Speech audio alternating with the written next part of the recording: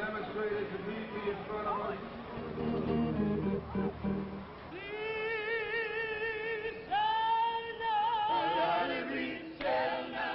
When Martin Luther King delivered his I Have a Dream speech, there was no way that he could have ever imagined that a new system would be born from the ashes of slavery and Jim Crow, a new system of racial and social control that would trap millions in a permanent second-class status yet again, a system that has now come to be known as mass incarceration. We must wage what I have called total war against public enemy number one in the United States, the problem of dangerous drugs. And by next year, our spending for drug law enforcement will have more than tripled from its 1981 levels. You will be put away and put away for good. 3 strikes and you are out. The new analysis of the U.S. prison population finds more black men are incarcerated now than were enslaved in 1850. The time is overdue for new dreams to be born and a new movement to be built that will ensure that mass incarceration will finally come to an end. It's our turn to dream.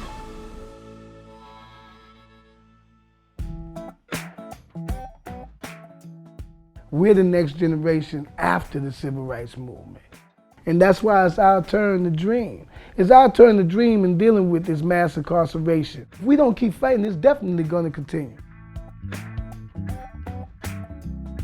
The Baptist Bottom is a real drug-infested, poverty-stricken area.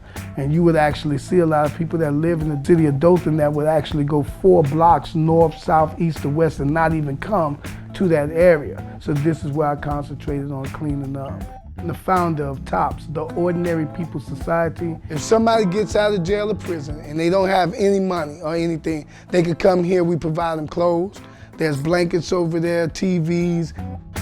I run the soup kitchen where we're at right now. By feeding people every day, it actually hinders them from going out to steal food from grocery stores or from any type of store, or steal money or purses or anything from people. Well, they help the neighborhood. Reverend Glasgow, he good folks.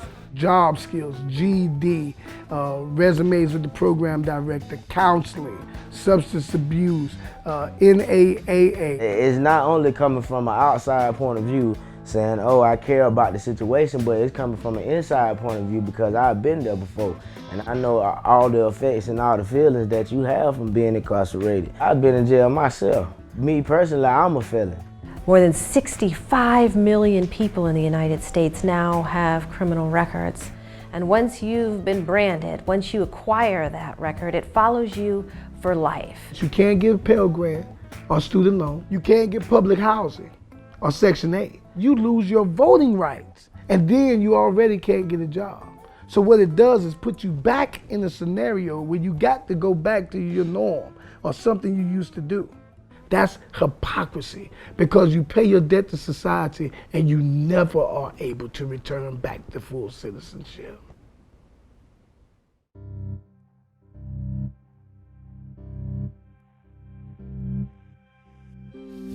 I'm about 6, 7, 8 years old, 71.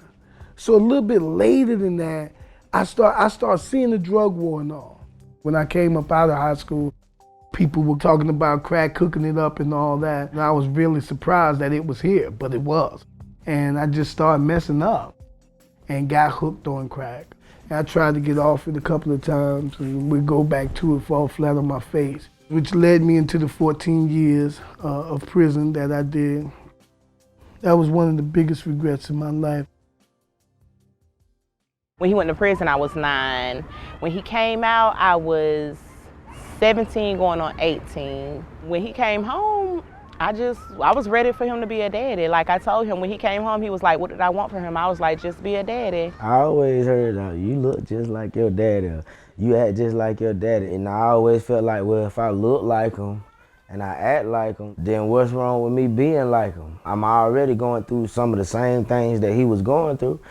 You know, I wasn't on crack, but You know, I was out here in these streets, living the streets life, doing things that I know I shouldn't be doing. And Lil Kelly, my son, told me, he said, hey, he said, Daddy, I don't mean no disrespect. He said, but if you tell me everything you done did wrong, maybe I know what to do right. So that's what inspired me to go back to the bottom and clean up where I messed up.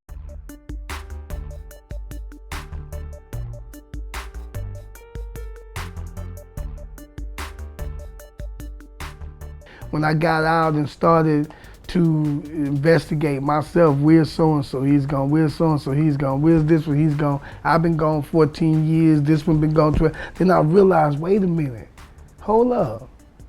How come it's just all us and this community gone?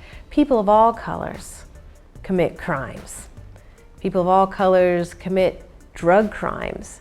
Middle-class white suburban students don't get stopped and frisked on their way to the school bus. No, those tactics are reserved for the hood.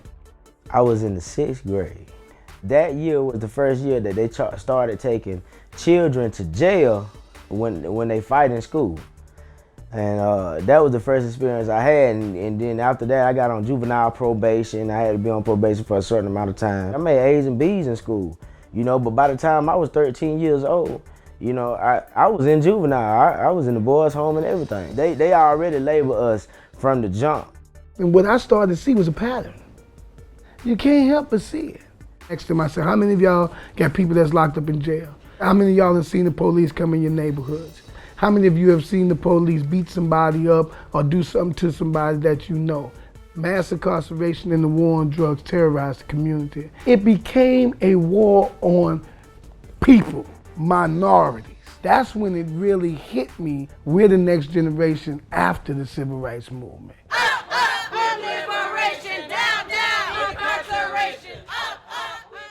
I am inspired. A movement to end mass incarceration is being born in the United States today. The people who I had left 10 years ago who was still on drugs, still doing crack, still in the same thing, and we start feeding them.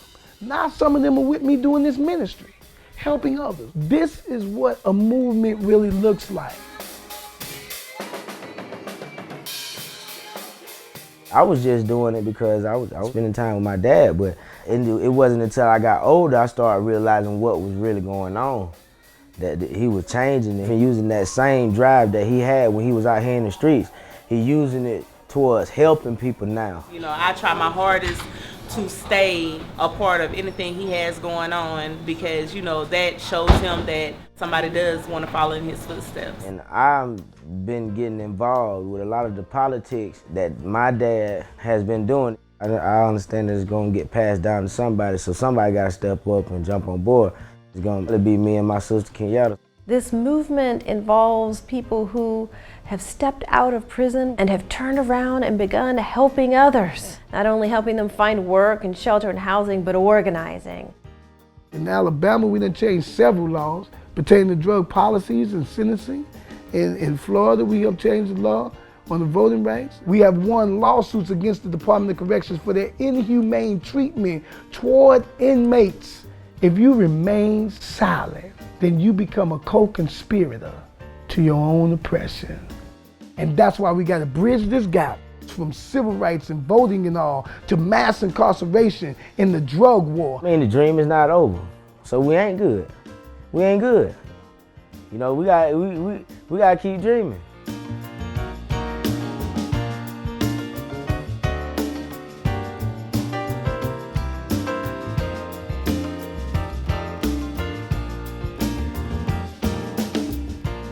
I believe Martin Luther King would say, I did my job, and it's time for you to do yours. It's our turn to dream.